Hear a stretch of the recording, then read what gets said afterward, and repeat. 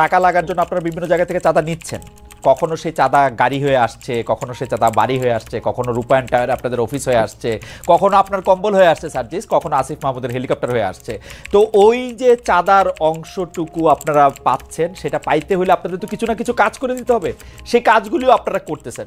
এইটা হচ্ছে পারসেপশন, এটা হচ্ছে আপনাদের বিরুদ্ধে অভিযোগ। যদি আপনি বলেন বা কেউ কেউ এটা অভিযোগ হিসেবেও দেখতে চান না, কেউ কেউ মনে করেন যে এটা ঠিকই আছে, এটা নিয়ে আমরা আপনার সাথে একটু কথা বলবো। আমি প্রশ্ন করি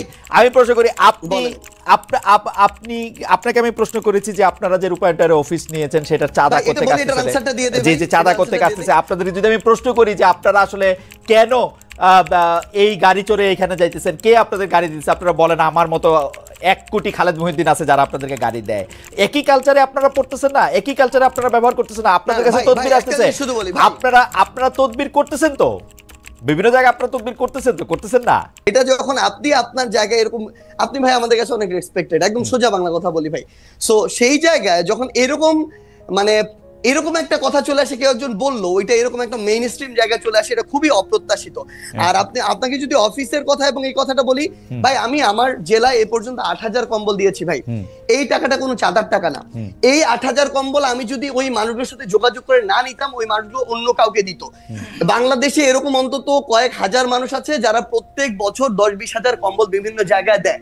আমি এর মধ্যে মনে করেন 10 জন মানুষের খোঁজ পেয়েছি বা খুঁজে বের করেছি। আমি হ্যাঁ ওটাতে যাচ্ছি ভাই। আমি তাদেরকে বলেছি যে ভাই আমার পঞ্চগড়ে প্রচন্ড শীত, আপনি যদি আমাকেও 1000 দিতেন, আমি আমার মাধ্যমে বিতরণ করতাম, তাহলে ভালো হতো। তারা দিয়েছেন, এইটুকুই কম্বলের বিষয়। ভাই রূপায়ণ টাওয়ারের বিষয়, ভাই একদম স্পষ্ট কথা বলি, বাংলাদেশের রাজনীতি করতে বিগত রাজনৈতিক দলগুলো যেই লেভেলের টাকা খরচ করার কালচার তৈরি করেছে, একদম মানে কালো টাকা দিয়ে, সেটা যদি কন্টিনিউ হয় আমাদের দ্বারা বাংলাদেশের রাজনীতি করা সম্ভব না। একদম ক্লিয়ারলি বলে দিলাম। আমরা আমাদের জায়গা থেকে ভাই একটা ফাউন্ডেশন করার প্রসেস অলমোস্ট শেষের দিকে। এই ফাউন্ডেশনে ওপেন ফান্ডিং হবে দেশের এবং দেশের বাইরের।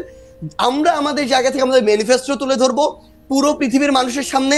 আমরা যদি আমাদের রাইট ট্র্যাকে থাকি তারা ফান্ডিং করবে, যদি না থাকি তারা ফান্ডিং করবে না। এবং আপনি যে এই গাড়িটার কথা বলছেন ভাই, আমি আপনাকে বলি, আপনি যদি দেশে থাকতেন না, আপনি এতদিনে আমার অন্তত 5 দিন কল পাইতেন যে ভাই মহিউদ্দিন ভাই আপনার তো হচ্ছে 2টা গাড়ি আছে, আমাকে একটা গাড়ি একটু 3 দিনের জন্য দেন বা 1 দিনের জন্য দেন, ড্রাইভার এবং গাড়ি আপনার, তেলটা আমি দিব ভাই। আমি ভাই লিখে দিতে পারি, আপনি খালেদ মহিউদ্দিন ভাই আপনার 2টা গাড়ির মধ্যে একটা গাড়ি একদিনের জন্য আমাকে দিতেন। এরকম আমাদের বাংলাদেশে এই অভ্যুত্থান পরবর্তী সময় হাজার হাজার মানুষ আছে ভাই, যে 16 বছর পরে একটু হাত ছেড়ে নিঃশ্বাস নিচ্ছে। এই মানুষগুলোর ওই সামর্থ্যটুকু আছে।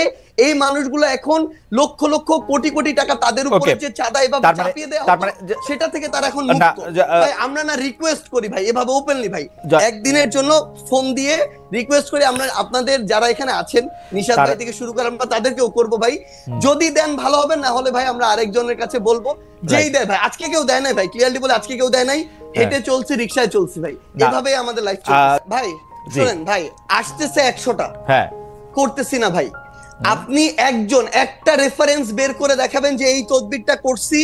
এবং যদি কোনো একটা ক্ষেত্রে ভাই বলি, ধরেন কোন একটা জেলার ডিসি ওই জায়গায় গিয়ে এখনো রাজনৈতিক দলের তোষামোদি করতেছে, জনগণের চিন্তা না করে নির্দিষ্ট কিছু মানুষের এজেন্ডা বাস্তবায়ন করতেছে, ওই এলাকার মানুষ, জনগণ, ছাত্র প্রতিনিধি সবাই একসাথে এসে যখন বলে, তখন এই দাবিটা তুলছি।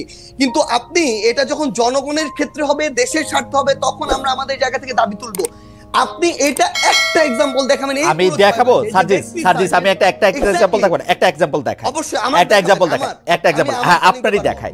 আমার এটা বলতে মানে এটা খুব ইচ্ছা ছিল না, কিন্তু যাই হোক একজন জুডিশিয়ারির একজন খুব উঁচু পদের কর্মকর্তা আমাকে জানিয়েছেন, আমি বলি।